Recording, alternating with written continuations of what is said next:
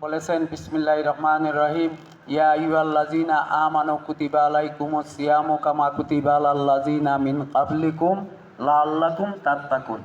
যে হে ঈমানদারগণ, তোমাদের উপর রমজানের রোজা ফরজ করা হয়েছে, যেভাবে ফরজ করা হয়েছিল তোমাদের পূর্ববর্তীদের উপর, যেন তোমরা এই রমজানের রোজার মাধ্যমে তোমরা তাকওয়া হাসিল করতে পারো, অর্থাৎ খোদা-ভীতি অর্জন করতে পারো।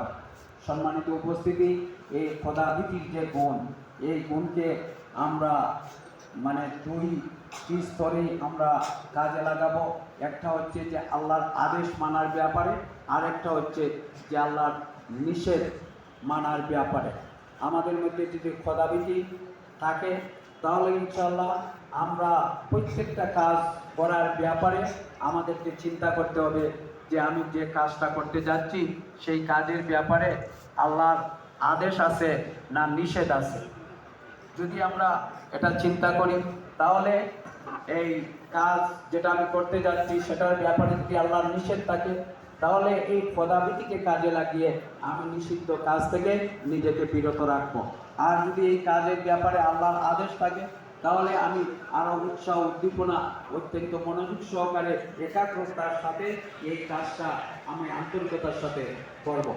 সম্মানিত উপস্থিতি, জীবনের প্রত্যেকটি ক্ষেত্রে আমাকে ব্যক্তি জীবনে, পারিবারিক জীবনে, সমাজ জীবনে, সামাজিক জীবনে, রাষ্ট্রীয় জীবনে, ব্যবসায়ী জীবনে, চাকরি নকরির জীবনে, সর্বক্ষেত্রে আমাদেরকে এই খোদাভীতিকে কাজে লাগিয়ে আমাদের প্রত্যেকটি দায়িত্ব পালন করতে হবে।